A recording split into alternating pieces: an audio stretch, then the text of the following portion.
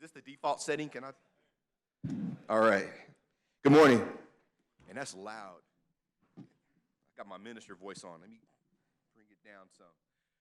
Welcome to the Transportation Research Day. You talk about age, Daniel.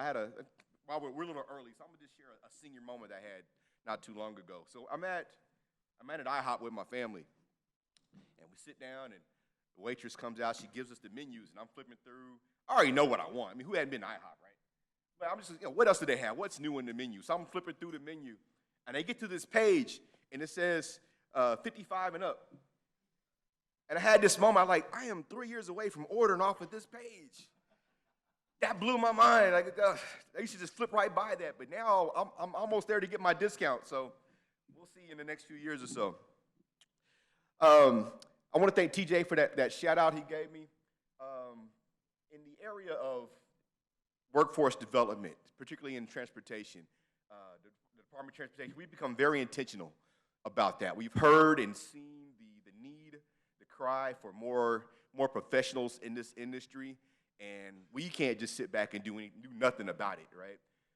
So at the Department of Transportation, we've become more serious, more intentional about recruiting professionals into this industry, particularly in engineering, but in all phases. My job in particular is to recruit engineers. Recruiting engineers used to be this thing we kind of did through HR and in our training area, and we kept seeing a slow, steady decline in our engineering workforce. And we couldn't understand why, because in my opinion, we have the best opportunity out there. So we became, again, intentional about getting that message out there about what ODOT has to offer. And as TJ alluded, our numbers have skyrocketed all over the place. And me personally, I'm not selfish about that. I'm willing to share. Just let me get them first. I'm looking at you, David. But we need more professionals in this industry. And so I've got some friends that we brought along, and we're going to talk about this topic of workforce development.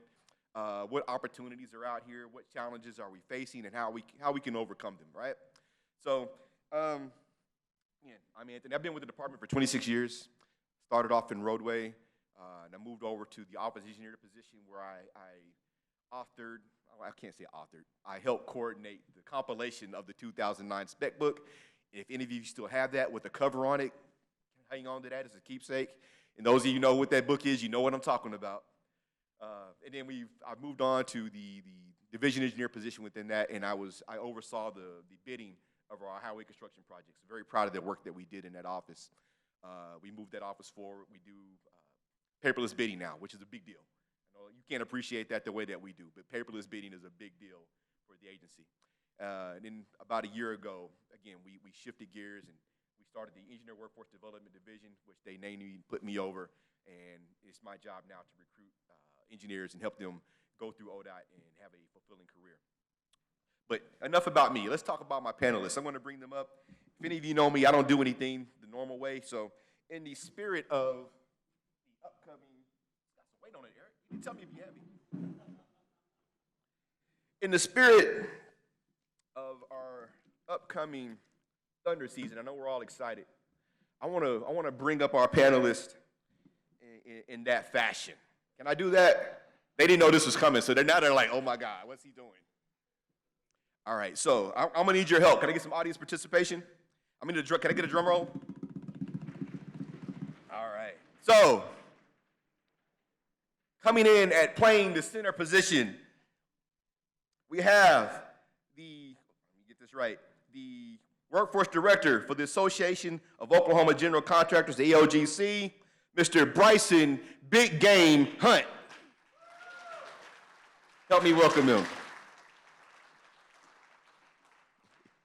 Starting at power forward from team design, we have Joshua J. Squared Johnson.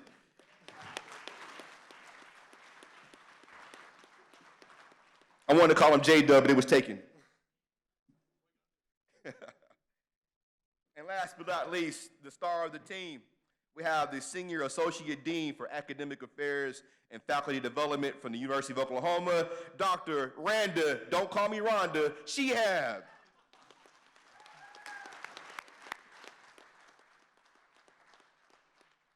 Right.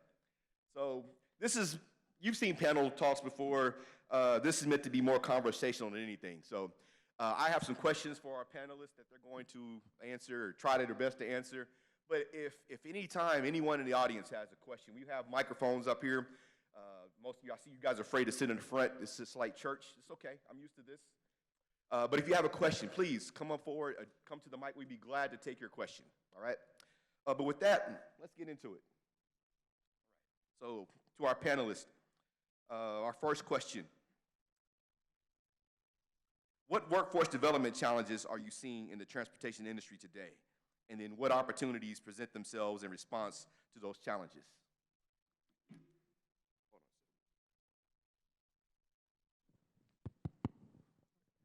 Yeah, I can go ahead and I can start on this. I get to travel around and talk to a lot of the local high schools across the state, so I always say it, I got a pretty cool job. I get to go talk to kids about working in the transportation construction industry. The thing that I think we're making a lot of progress on now, that has been the biggest challenge as we started this workforce development discussion, is awareness. A lot of times whenever I go out and I talk to these kids or I show them different things, it's the first time they've ever seen it. So I think that's been a big challenge that we're making a lot of progress on, but a lot of kids just don't know that these opportunities in this industry exist. So they think construction, a lot of them think swinging a hammer, building a house. They don't understand about the roads we drive on, the design, the project management side. So a lot of it's awareness. So the big issue is obviously that people are retiring faster than we can get them in the door, right? So a lot of that is, as you and I have been working on, is recruitment. Also, there's a lot of challenges, well, opportunities with upskilling, and then retention. So those are kind of my three legs that I'm looking at on a daily basis. But as Bryson mentioned, the biggest thing is exposure. We've got to do a good job, a better job, frankly, of exposing these guys to, and girls to civil engineering, not when they're in college, not when they're about to graduate high school, but when they're in kindergarten, first, second, third grade. They need to see these things and understand that it takes work to keep the roads up, that it takes work to keep water flowing and flowing away. Right. So before we get to Dr. Shehab, so you guys talked about exposure. What are some of the approaches or methods you guys are using or trying to get exposure to younger people? Bryson has a really good story. Follow-up coming. I got him. Bryson has a really good story, but what I would say from my side of it, a lot of it is, you know, I make it a point a couple times a year that I go and speak to classes at elementary schools. I'm also involved at Francis Tuttle, and if we could all do that or do something, anything, just to show people what civil engineering is and how important it is to safety for everybody, it'd be a lot easier to do. Right. Yeah, at the AGC, they've actually, this was established before they hired me, but they decided to do a more grassroots effort and have someone really getting into schools and doing a little bit of outside-the-box things, a little bit more than just presentations and career fairs. So over the last 2 years, we've actually been in schools. We kind of developed a system where a school's either a visit school or they have what we call a construction club. And this is a group of kids that throughout the year, they are getting an engagement from us about 3 or 4 times a year. And so sometimes that's just a presentation. We also have VR headset, heavy equipment simulators that we'll bring by, and then we do a field trip. And just 2 weeks ago, we actually hosted our first heavy equipment competition. We had our clubs out to our land here in Oklahoma City, and they all got to have a chance to learn and operate a skid steer and an excavator for the first time. So it's little things, you know, if you go and you talk to them, that information might stick in their head for a day, but if you can actually get them to do something, that might stick with them for a little bit longer. So that's kind of the efforts that we're making. Okay. Good stuff, good stuff. Dr. Shehab, same question to you, and I can repeat it if you need me to. I think I got it, Anthony. Okay. Thank you. So when I think about recruitment and workforce development, I'm also thinking about what we can do even before we get to higher ed. A lot of the challenges that we face in terms of recruiting engineering students, and I'm talking really broadly here, is that we've kind of already tapped into the people that understand that engineering is an option. So in the College of Engineering, what we've done is we've really made it our mission to try to go to new places where we don't generally visit, other schools don't generally visit, and there's not a lot of role models for engineering. So we're trying to take engineering as an opportunity to the far corners of the state, trying to really think about who's never been told, because this matters, you can be an engineer. We also need to make sure that we're really conscientious about the message about engineering, because these folks don't have any background or any basis or role modeling for it, so we don't use words like engineering is hard. We like to talk about the challenge and the opportunity and the job stability and all of the ways that you influence society. We know that engineers are actually the great architects of society, if we really want to think about it, and civil engineers like to claim that space as well. So it's all about the messaging. It's reaching new people who've never heard that message and making sure that they understand that if they want to do this path, we are going to be here to support them and help them get their goals. Question. So, in your opinion, what skills are job applicants and new hires most often lacking? Well, I would say the biggest thing is practical application of what they've learned in school. So a lot of folks come to us and they've never swung a hammer, or they've never been involved in a construction project, or they've never seen anything done, but now they're being asked to develop a sequence of construction, to tell somebody else how to do it, and that's a tough job if you've never done it before. Something I'm kind of going to go back a little bit to her answer. I think that's fantastic that you guys are going to those areas. Kids in rural schools have already been on a tractor. I mean, they would make great civil engineers, and we need to leverage that. A lot of those guys do have that practical application. They just need the encouragement to maybe, and the exposure to see the civil engineering as a construction field, or as a field that they can go into.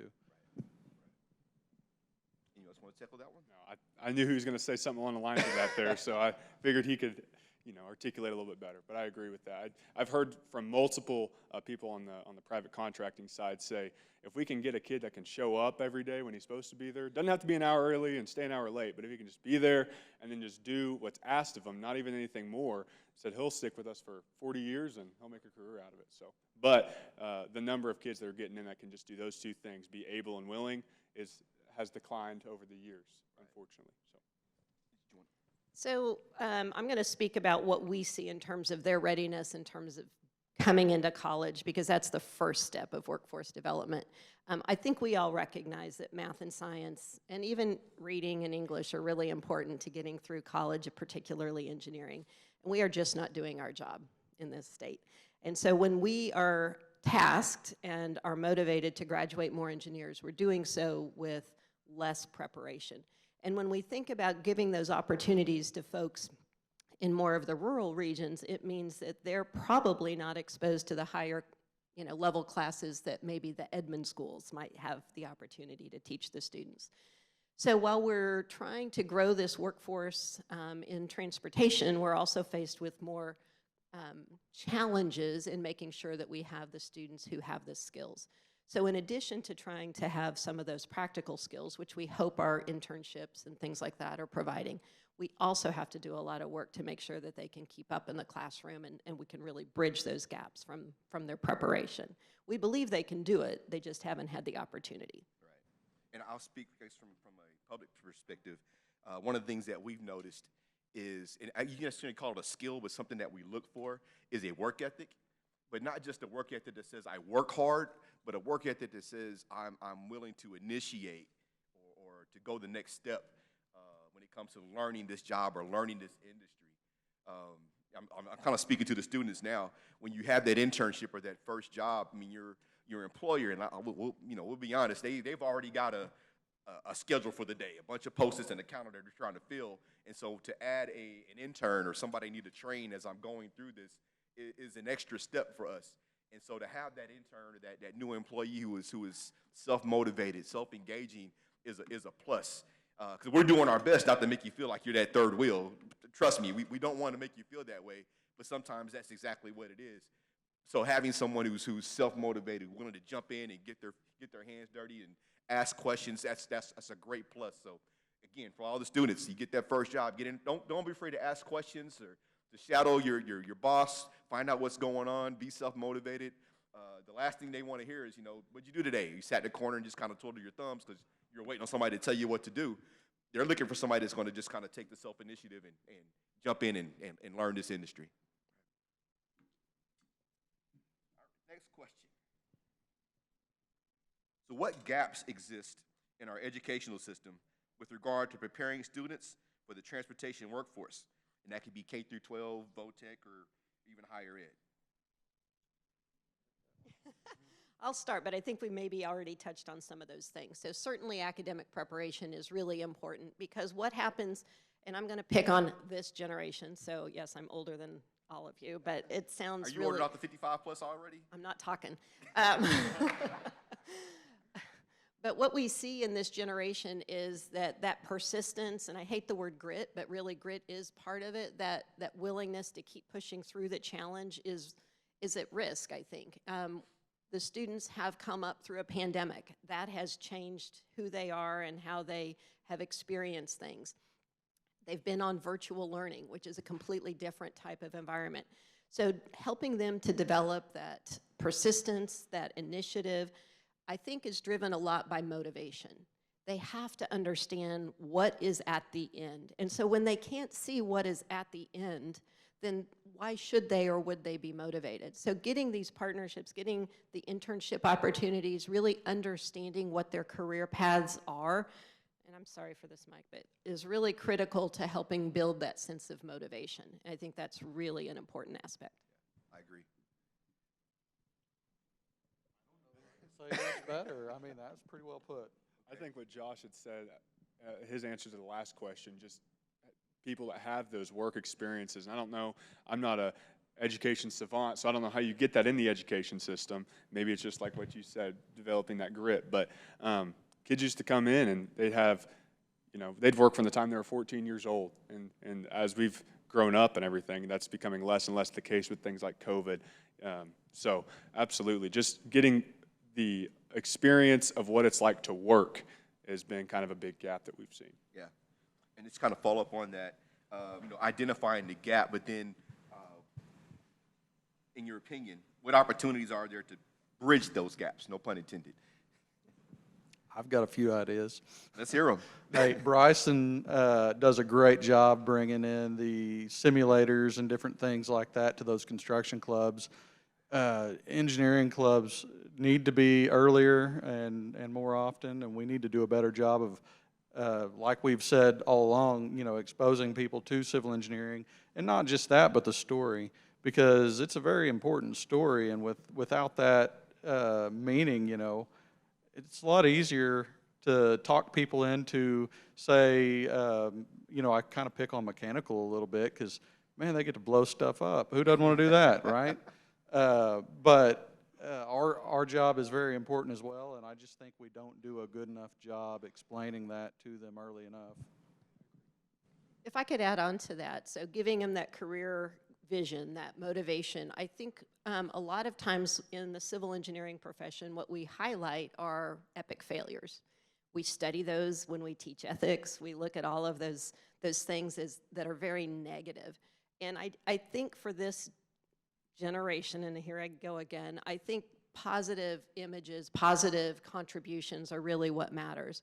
So you mentioned mechanical engineering, but it's pretty easy to sell biomedical engineering, right? You're gonna say, you're gonna cure cancer, you're gonna do those things. And so it's really easy for a kid to get an image of how they're gonna contribute.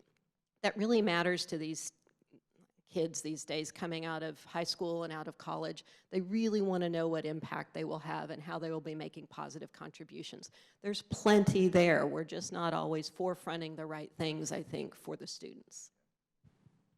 And I would say to add to that, one of the gaps I think that I've noticed is, these days STEM is the buzzword, right? STEM is cool, STEM is sexy, but for our industry, there's not a real transportation focus. And so teachers are in the classroom, they're exposing kids to STEM, but there's the transportation application is sometimes missing, right? It's cool, like I said, blow stuff up, mix the chemicals, or do these things, and all they ever get is a bridge competition. But there's so much more to our industry and what we do than just those things. And so I think that one of the things that ODOT that we've tapped to that we found and we really enjoy, ASTRO has a program where they actually send instructors out to train teachers how to teach them in their classrooms, and their modules, their training modules are transportation based. And so we're excited about bringing that to Oklahoma. And so we've had about 2, 3, maybe 4 trainings now. And the beauty of it is when the instructors come and they do the trainings, each of the teachers that come actually get one of the kits to take back to their classroom. So we're not just giving them instruction, we're also giving them materials to go in their classrooms. And so it's something that we're really highly engaged in, we're excited about, and looking for more ways and opportunities to really get that out into our schools in Oklahoma, and particularly in the rural schools. That's been our focus. One of our challenges as an agency is we can recruit engineers and bring them to Oklahoma City, bring them to Tulsa. They get there, they stay, they find a boyfriend, girlfriend, a dog, a mortgage, and a car, and they don't want to leave. But I need engineers in Guyman. I need engineers in Antlers. And so trying to get those students to help us out in the rural parts of our state is one of our challenges. And so we're hoping that one of our strategies is, again, recruiting from those areas so that maybe when they graduate, they'll be comfortable going back home and helping us out in those areas. So that's one of the approaches that we've taken to this challenge.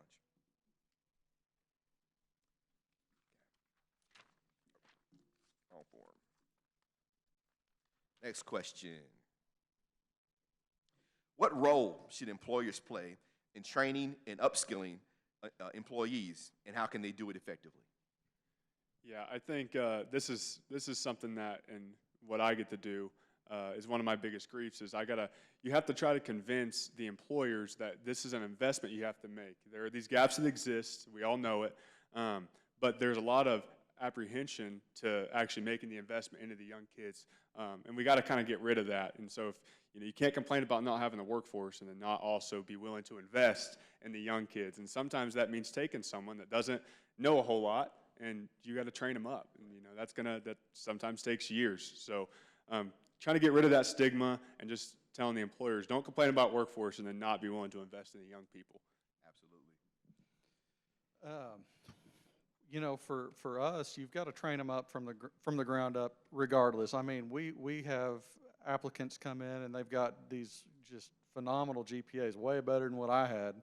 But the fact of the matter is, if you bring somebody in, you've got to teach them what you want them to do, regardless of whether they're a genius or not. And everybody starts out at a different spot. So that may mean taking them out and showing them during a rainstorm, hey, this is how this inlet works. That may mean going out to a construction site and seeing how they're actually building something. That may mean a lot of things, but what it comes down to is a lot of time and effort and investment in your workforce. And that's important. We've got to have it. Right. And just kind of to that point, when Dr. Shehab, she schools them up and gets them educated and certified and sends them to us, the first thing we tell them is, okay, now we're going to teach you what you really need to know. Right. Yeah, and I do want to say one thing. The ODOT design squads are fantastic ways to do that. I'm not just saying that because I went, but man, it just changes the trajectory of my career for sure, and I'm sure it will continue to do that in the future. So I'm really proud of that program and glad to see it growing. Yeah, and our hope is that we can use those 2 programs, partnering with the universities, to actually change the trajectory of the industry for a long time to come. That's our hope and our goal. Dr. Did you want to add anything to this? I guess the only thing I would add is that it needs to be a culture of continuous learning in the workforce. And so while we really focus on those entry-level workers, we really have in my mind, we have an obligation to all of the employees and trying to make sure that they stay relevant throughout their careers. Technology is evolving incredibly rapidly, and it's hard for everyone to keep up.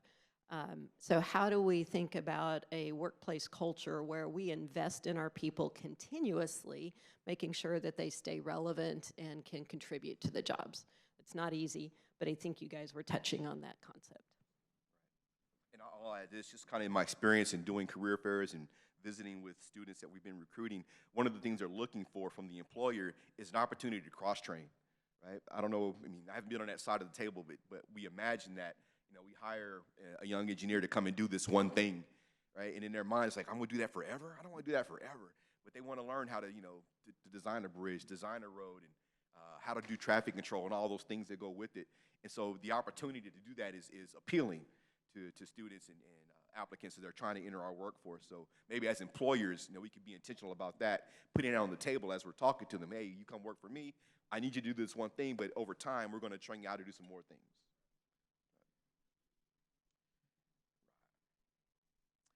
What role does company culture play in the success of workforce development? Well, on the private side, it either drives it or it kills it. I mean, pretty simply, if you can't keep people happy, they'll walk out the door. Absolutely. So you have to keep them excited to come in, excited and engaged in what they're doing. Kind of what we were just talking about, if a company is willing to make the investment into their young people, their employees, I think that means a lot, or else you're going to get people that are going to job hop for an extra $1, So I think if you can sell that you have maybe a better culture and you're willing to invest in that individual, that means a lot to kids. It's crazy, but there is a big sense of self-awareness and along a lot of the high school and middle school kids where they know. And it's kind of interesting, people might disagree with this, but this is just my experience. They know they're not coming in with all the knowledge about it, but they are willing to learn if someone's willing to teach them. So they might not be the most get out and, self-starters, but they are willing to learn. And so if there's a company that could sell that, I think that's a big thing. Yeah. One more little thing to layer on top of that is that idea of career growth, because the folks coming out of college these days are not thinking about a career in their first job like many of us have done. So how do you show them the career opportunity? So it goes back to the idea of there's a lot of different things you can do. There's a career growth ladder. There's ways that you can do more and become better in part of this company. And so thinking about that culture, thinking about the continuous learning, but also letting them see where they could actually end up. Right. And just kind of add on to this and add on to that question, I think one of the challenges is, you don't wear our culture on our sleeve, right? So as we're talking to students or to potential applicants, how do we get that message across up front early about the culture of our respective organizations, our businesses, or school about, this is what you're going to be part of. Here's what we have to offer in terms of a company workforce culture. Well, I'll start on that. I think that company culture and those kinds of buzzwords have kind of made it more difficult to do that because now everybody talks about it, but what it really comes down to is the actions, and and it's hard to show that in a 15-20 minute interview. But it's really important, and not to get too focused on my job, but I've been there for 16, almost 17 years now, and it really comes down to the people. And I know that's probably true for a lot of people. Our company has a very low turnover, and that's because I feel that we have a good company culture. I feel that we work hard to continually invest into our people, and I think that's true of a lot of the firms around the state. So, there is a little bit, like she said, a little bit of that job hopping that happens in that first job, where they think, oh, I need to go see what else happens. But I guess really if we're doing what we should be doing and continually training and investing and doing all the things right, I hope that takes care of itself. I know one of the things that we do, or I do, when I'm recruiting and interviewing, I try to always do it with a team of diverse individuals with different backgrounds, different experiences, because my intent is to go into that room with that person and not just sell them on the Department of Transportation, but again, the culture, the environment that you're going to be in. These are the people that you're going to be sitting next to, working with, rubbing shoulders with, who are going to be investing in you, mentoring you, and just give them a small taste of that, And even during that process, we're sharing stories of, the things that we've done through our career, or trials and challenges, and I found that really does engage them. And it's like, what, this is the type of environment I do want to work in. I think it's worked for us. I'll just say that. Well, and I think Anthony's a great example of how you express culture when you're talking to students, right? I mean, the energy, the enthusiasm, the excitement. It really does matter. It really does matter who's the face, who's going out there and talking to your kids. It doesn't mean that the other people aren't great as well. It just, they have to get that excitement, and you have tons of excitement. Thank you, thank you. No, I do. I love my job. You'll hear me say that often. I enjoy what I do. So a similar question, different topic, different area. What role does career growth opportunity play in successful workforce development? I think that means everything to kids. Like I was saying earlier, there is a sense of self-awareness where they know that they might have to start at an entry-level job. Sometimes they don't know what that entails, but they know that they're gonna have to start at the bottom, and they're willing to work their way up if that opportunity is available. So I think that the growth is the thing that I hear about the most. I was just talking, I went to U.S. Grant last week, and that's the first thing a kid asked. He was like, I don't mind starting off as a general laborer, but I do want to know if I can eventually get on a piece of machinery. That'd be pretty nice. And so if he knows he's got that opportunity available, it means a lot to him. I agree. Yeah, it works the same on my side. For a while, the first thing that we always teach our folks is drainage, because, it's the most important aspect. You've got to be able to drain the project before you can do all the other fun things. And so, everybody always wants to know, they need to see the carrot, they need to see the next piece. And we always try to make sure that everybody understands as they come in, we're going to teach you these things in blocks. And once you've mastered this, we're going to move you up to the next and the next and the next.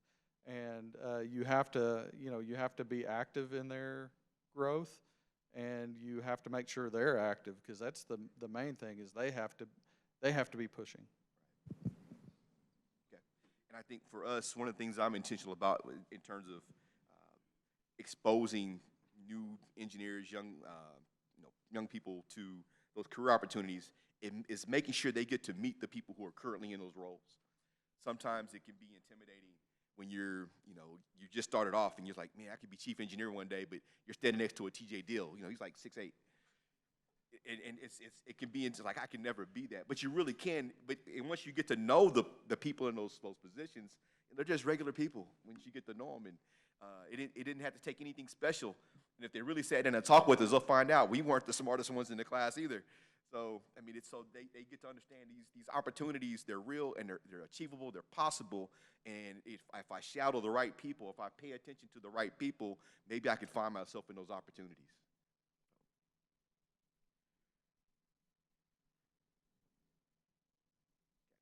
In your opinion, are apprenticeships and internships being used to their full potential? And if not, what's missing? What are we doing wrong? I think we're getting there. I think we're getting there. I think there could be maybe a little bit more of a formal apprenticeship program that would maybe help a little bit, a more clear outline about what that should look like and what we can do. But I think we're getting there. So I would say we're not quite there yet, but I think we're close. I feel like we get a lot out of our internship program. We are very serious about it at Team, and we try to utilize that to make sure that our incoming folks are a good fit for our culture. I also think that in general, civil engineering does a pretty good job of it, as kind of almost similar to what the trades do. I think the trades do a fantastic job of it. But we come in, we don't just say you graduated school, you're an engineer. We say, yeah, you're an intern until you get to that point where you've gotten the experience and you've gotten the test out from under you and all those things. So I do think in general the industry does a good job for civil engineering. I do think that there are some things that we could maybe work a little bit more on the drafting side and things like that. So I would say when I talk to students, the things that make an internship more successful is if they're doing meaningful work. And I don't know anything about how everybody here handles it, but the biggest impact, I think, for a student is really feeling like they're part of an engineering team and not, we often say, washing beakers. Another important aspect, I think, just guidance in what I see with students is that it's not always those top GPAs that are going to make your best interns, your best employees. So I really encourage that interview process, that screening process, to really think about what it is you're looking for and who has those characteristics and skills, because sometimes students come to us with all sorts of external demands on their time, and it may mean that they can't earn the highest GPAs. A lot of 2.5 GPAs are fantastic engineers when they get out there. Amen to that. And I think one other thing that is really important is that internships are starting earlier and earlier. And so companies are coming to us wanting to see multiple summers, I guess is what we mostly think of in terms of bringing the kid back over and over and over again.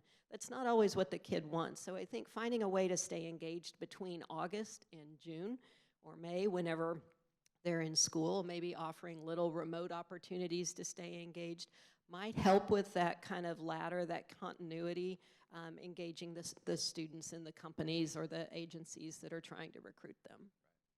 I know ODOT, we use the heck out of our internships. Excuse my potty mouth. That's my whole goal. That's my whole role, is to work with our interns and to match them up with the opportunities that we have within ODOT or in any industry. I was sharing with Josh, I've got so many applicants and people interested that I don't have that many positions. So, the extras, I'm like, here, I've got this one candidate I think is great. You guys might could use them. I'm happy to share. But an internship it's a low risk way for us to, take a test drive. Just, for you to see what the industry is about and for us to get to kind of know you. And if it's good, hey, we'll bring you back the next summer. We've even entertained some spring internships for those students who are on a different schedule. It didn't always have to be summer. We could take a test drive at any time, and so we're open to that, being very flexible with that. And then even when we hire them on our famous rotation program, I think is the best thing I've ever seen. An opportunity for a new employee to come in and basically test drive every car on the lot. You get to see just about every division, district within the agency before you decide where it is you want to work within our company. Who does that, right? And so yes, I think we're trying to make full use of our internships and our internship program, always trying to make it better, always open to new ideas. Again, trying to be very flexible. I do find this though, and I'll share this with my peers, having a workforce that's welcoming of interns is, I think, another challenge. No student wants to walk into an office and then everybody is like, man, is it summer again? We got to deal with the interns for the next 2.5 months. Nobody wants to be in that environment. So I think that is one of the challenges that, if you're going to have interns, you really do have to embrace them, bring them into your family, make them part of the culture, right? Show them that culture, make them part of that, give them opportunities to contribute to the culture and be part of the face of your company. I think that's important, and that helps them feel like they belong. Yeah, I'll leave it at that. Next question. What challenges, opportunities are there in building partnerships between the public and private sectors in transportation? I kind of personally believe that we've been doing a pretty solid job of that. And with ODOT, you guys are all involved in the same things that all of us on the private side are involved in, whether that's construct my future or build my future, all that kind of stuff. Absolutely. And we've even this year collaborated, us and Kayla and Jennifer have even collaborated and done career fairs together, where we were at Bristow in early September, and you saw a line of transportation tables set up. So Beautiful. It was pretty cool, But I think that is also important to where it makes our message stronger about transportation is a great career field to get into. So. Absolutely. Going back to what we were saying, they don't know we're here. And so presentations like that exposure, being present, that's the first step, seeing that we're there. Yeah, absolutely. Again, I think that the consulting industry has a great relationship with ODOT and OTA, and that helps a lot. But as you had already really mentioned, that just a stand of solidarity at those career fairs does a lot more than you think. Being involved, going to the one-off, what is an engineer for the kindergartners, or going to Francis Tuttle and talking to their engineering academy and saying, hey, all this stuff you got here is really cool, but have you thought about roads? Right. So those are, it's all just engagement. And I'll add the higher ed perspective into that, because when we talk about public-private partnerships, I think we're an important piece of that, because we're trying to do our best to build the workforce from our side. It's not always easy for us in universities, because we have actually lots of different kinds of competing challenges and goals with research, with teaching, with broad missions. But these partnerships help us, I think, provide some focus and some context for the students. The students need the fundamentals, and that's what we're best at giving, but the internships, the partnerships throughout the year, the folks coming to campus, talking to students year-round is all what really matters in terms of them figuring out how to operationalize the fundamentals that they're learning in the classroom. So those partnerships are really important. I'll just have to say we're building a really good partnership at the University of Oklahoma called the Transportation Pathways Alliance, I gotta say it, which is an industry agency and higher ed kind of partnership where we're really focused on starting in those K-12 years, but really nurturing our students through their academic experience to help them see and get excited and then retain them in opportunities in transportation. And part of that program is also with SPTC. So research is a really, really great way to understand the exciting challenges in a particular discipline. So instead of just thinking we're gonna bring a truck out and dump concrete, because this is my understanding of concrete, how do we understand how the materials are formed? How do we really answer those complex, challenging questions that most of us don't think about every day? And so the role of research is not really just for the academy. It really helps get students excited about the science, about the complexity of careers in these spaces, and that's what really motivates students is I'm gonna get to work on really good problems. So those partnerships are essential. Yeah. And we're excited about the Transportation Alliance and what it could be. We're just scratching the surface on that. But, excited about where we're going with that. Great to have it. I'm happy you're excited about expanding our partnership that already existed. So, all right. So what does the future of workforce development look like in your opinion? I think we just continue to grow on what we've already started to establish, and some of the stuff like what we were just talking about with the public-private partnership and really establishing these different pathways for kids through kindergarten all the way up through graduating college, and really engaging with them throughout all those years, showing them each different, you can go on the labor side, you can go on the engineering side, you can go on the construction management side, and then really fine-tuning those pathways into each of those different parts of the industry. I think that's how, once we can achieve that, I think that we'll solve a lot of this workforce issue. The tough part is it's always evolving. So as soon as we think we've got a handle on it, something changes, I guess the last challenge is really that, the retirements are starting to kick in full gear. The next one is really probably AI, so there's a lot of complexities to that, but, like we've been up here saying, we've got to focus on, finding recruiting, doing a better job of recruiting, making sure that they understand what the job is, because a lot of these kids see a road every day and they don't think two bits about it. They just move on, take it for granted, and it's easy to do. We don't want there to be an exciting day in civil engineering. That's when something's gone horribly wrong. Right. But we need to continue to share that story. We need to upskill our folks. And, as time goes on, technology is going to change, and so we're going to continue to upskill. I think the idea, we've talked about a lot of ideas, but I think the one thing that was just mentioned, this idea of upskilling, is super important because technology is moving rapidly. And if we want to keep our workforce engaged, keep our workforce motivated to stay with our companies, we talked about kind of the culture, but this idea of continuous learning. We can't wait 3 years until AI is here to start helping people understand AI. We have to be able to anticipate the trends, and we have to help our workforce feel prepared. That gives them more job satisfaction. Retention, we can't ignore retention. Recruiting's a big piece of it, but retention is just as important. So how do we think about making sure the workforce is always feeling strong and capable and prepared? And I think that's this idea of upskilling or credentialing and doing it continually throughout their career. And I think that I guess more from a design side, we are, again, going back to the squads that we have, we are training engineers to come out of school being able to do just about every piece of a project. And so how do we, talking about the future, how do we train or educate them or get them the skills to you don't have to do it all, but to use your team to do the whole project. And then at the same time, making sure their team is made up of skilled professionals that can do the work, right? I think that's the future of where we're going. And I think we've been there, but it's like you said, it's evolving. We have new tools, new software, new approaches, new technologies that we have to master.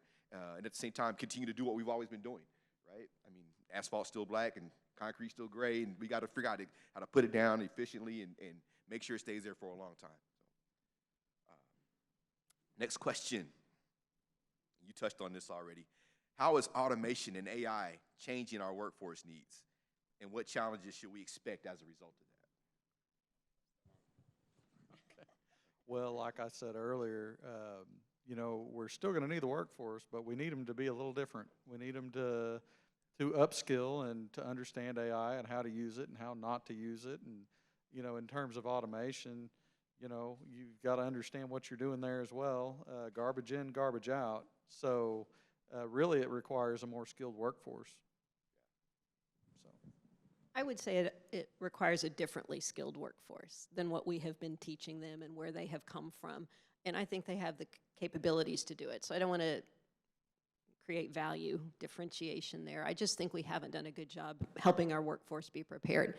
So we need AI users. We need people to do what you said, understand also how to critically evaluate what AI gives them. AI is not perfect. Let's get that out there on the table. It's suggestions at best. And then we also need to create people who can develop new tools in AI. And so I think it's a big opportunity. It is a dramatic shift for where we've been with thinking about even engineering and how we develop engineers. But it's really important that we make sure that there's a continuum of folks and that they can all use AI as part of their job. It's here, and we have to figure that out. And on this topic, I want to put somebody on the spot because I know this is one of his favorite topics. Where is he at? Braden, do you see Dr. Zaman? Is he? Did you want to speak on this topic? Because I know this is something near and dear to you.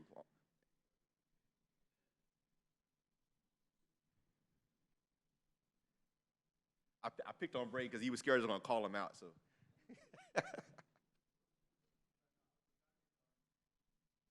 Feel free to come up here if you want to. It's fine.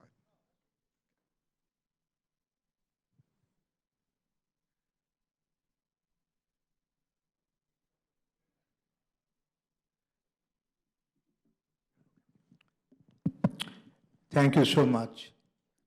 You know, workforce development is very dear to my heart, very much. So I want to actually make a couple of remarks and then I have some questions also. So one thing, last year, SPTC organized a workforce development symposium last April. And it was supported and attended by US DOT, who is funding SPTC. And I think one of the things that I noticed without any doubt was that US DOT, OSTR, they really love working with the students, no questions. That's what they want to see. We are going to have a second one next year. This is a every other year type of program. So I would like to actually take this opportunity to recruit some people, and it was also, we had industry booth, 10 or 11 or 12, I don't remember the exact number.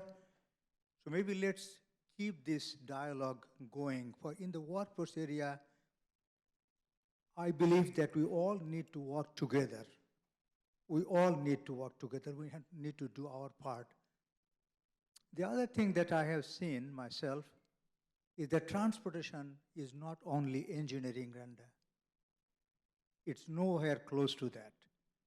So how do we actually bring in people that are not necessarily in the field of engineering, but we essentially serve the industry and our future. So this is the other thing that, Anthony, that we need to make sure that our internship program not only focus on engineering students, but also other students, because you're not going to bring them from somewhere else. The third point I just want to also mention is that SPTC has a program, internship-wise. But before I talk about that, I want to actually thank Dean Shihab for her leadership and other colleagues who made this Transportation Pathway Alliance program a reality. Could you kindly give a round of applause to her?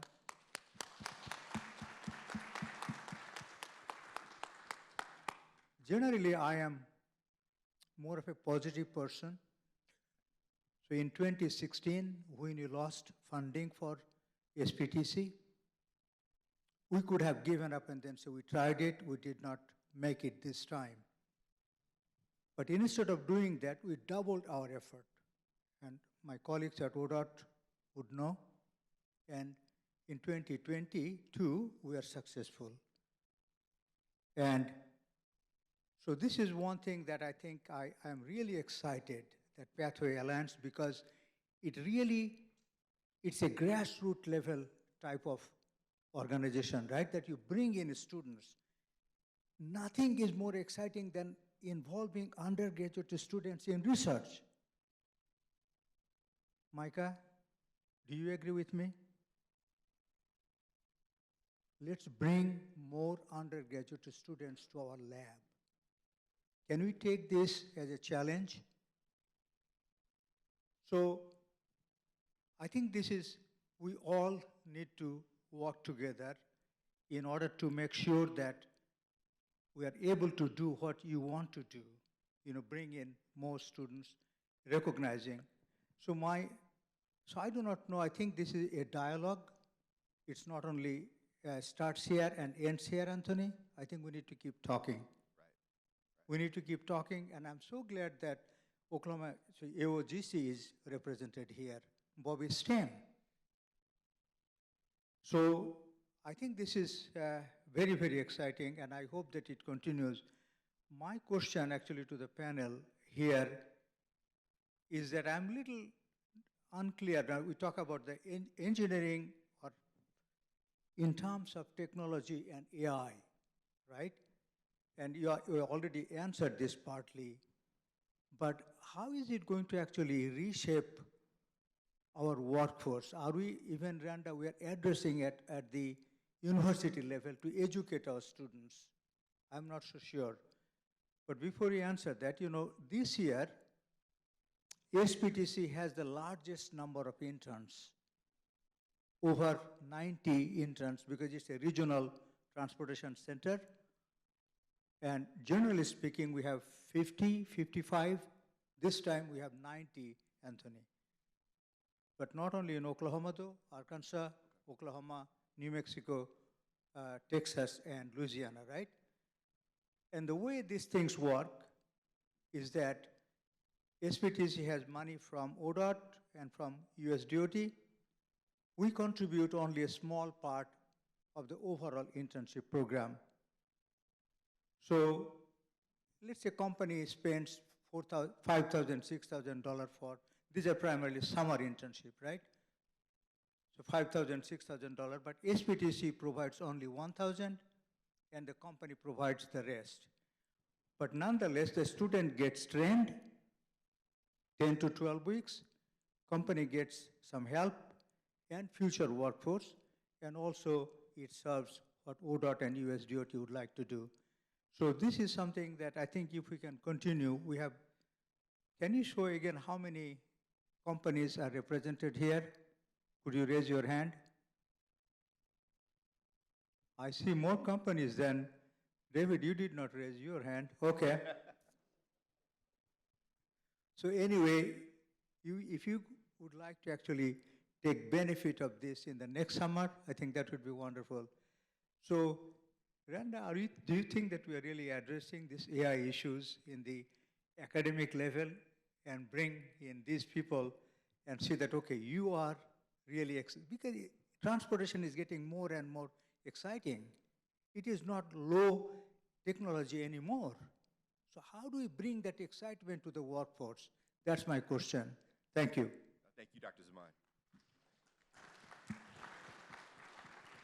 Again, on that topic of AI, I mean, we've kind of already talked about it, but is there anything you wanted to add to that or specifically to the question? Thanks for putting me on the spot, Musharraf. But what we're doing at the university is we are taking that kind of approach of everybody needs to understand how to use AI intelligently, but we also have some programs that we're getting ready to implement that are more focused on how to be an AI developer. One of the newest things in the space of AI is called scientific machine learning, where basically what you're doing is you're taking the computational science and really blending it with the engineering foundations. And so instead of just creating tools, you're creating tools that are built on first principles of engineering and physics. So that's one of our newest programs. So in the spaces like that, students would be taking coursework all around this development of AI tools, but then also have a track in engineering fundamentals. So civil engineering is one of those tracks that we're envisioning. So they would be then learning how to use AI to do faster and more efficient material development, maybe more predictive modeling about road lives and things like that. So that's one of the things that we're trying to do. Thank you. All right, we've got 12 more minutes, perfect timing. All right, got two more questions. What's one bold change you'd like to see implemented in workforce development over the next 5 years?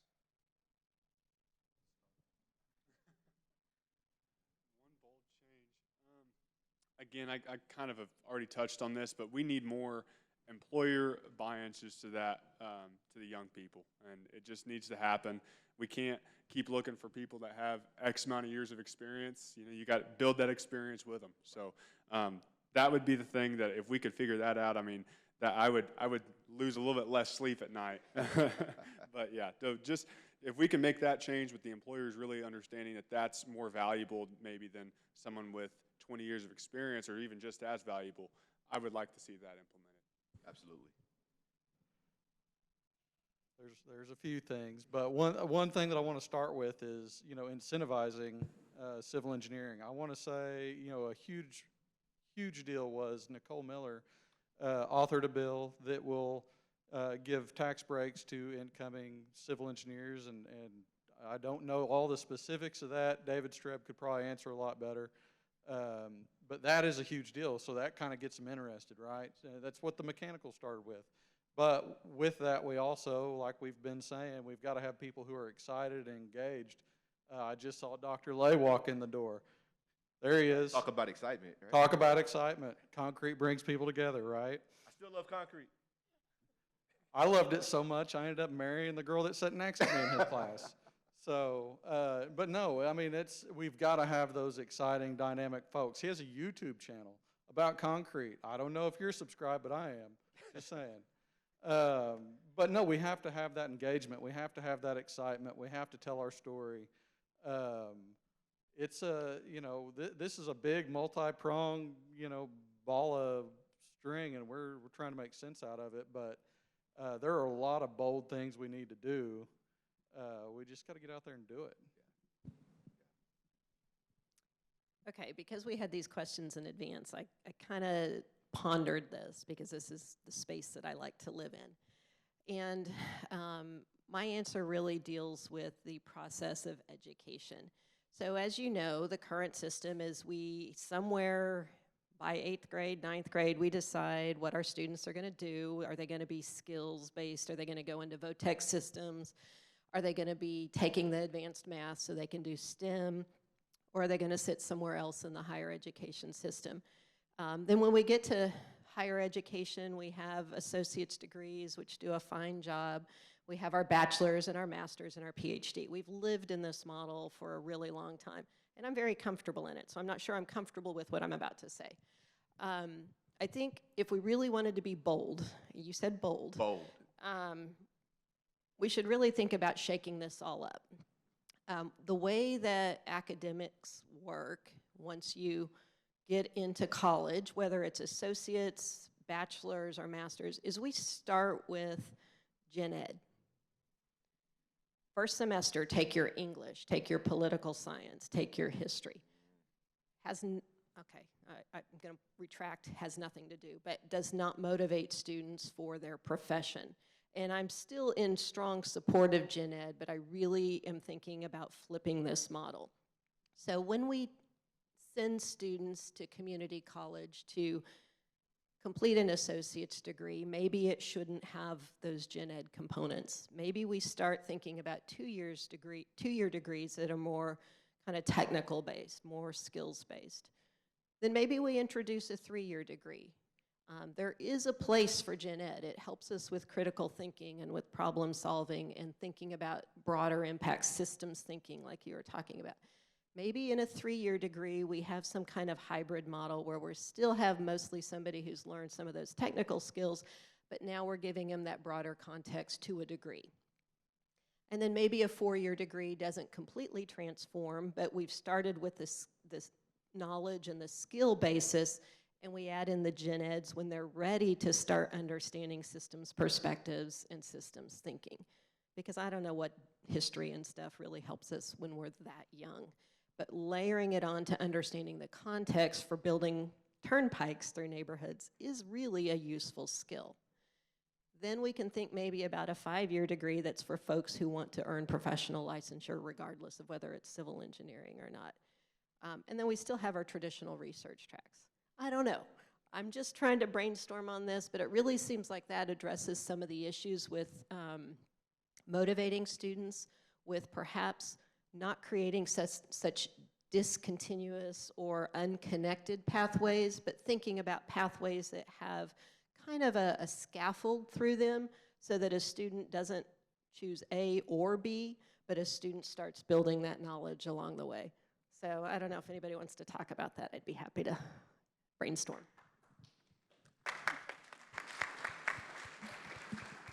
That's why you're a doctor, she has. I love the idea. I'd love to talk about it some more. But I'm the kind of guy that likes to kind of blow things up anyway. I'm in that wheelhouse with you. So love that idea. All right. Last thing, and I know time's winding up, but I wanted to give our panelists an opportunity to just kind of put anything else out there that they're thinking of, anything that I didn't ask, just closing comments as we wrap this up. Whoever wants to go first.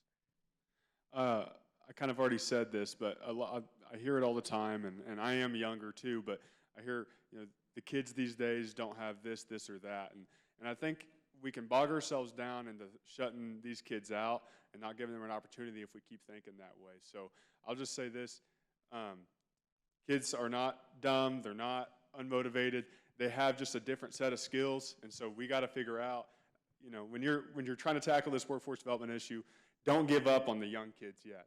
They just have a different set of skills, and I've talked to military recruiters that say the same thing.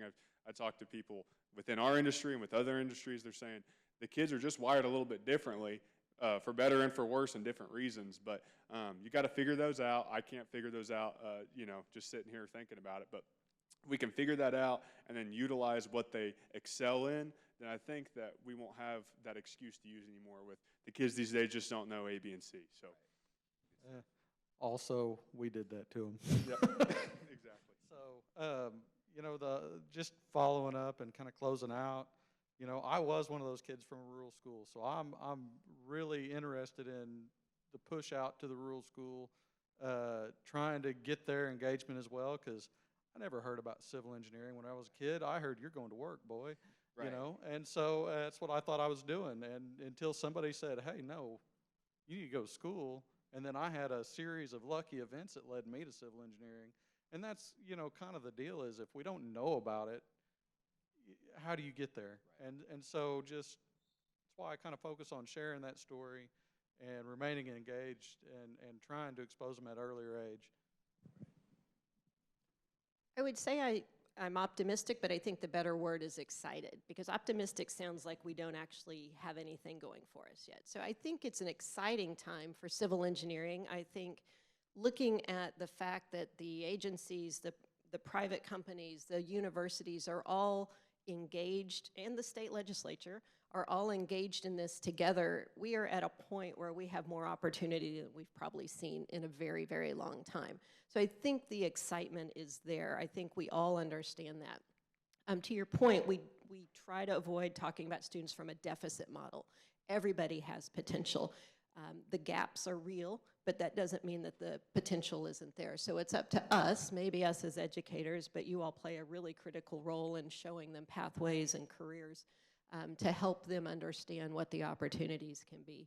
So I think if we just continue to be strategic, we work together, we recognize the potential in the kids, it's different than what we probably were experiencing, and we just trust that we know what we're doing and that the kids will come along. I think it's a great time to be working in this space. Yeah. Right. Can you give our panelists a hand? Thank you.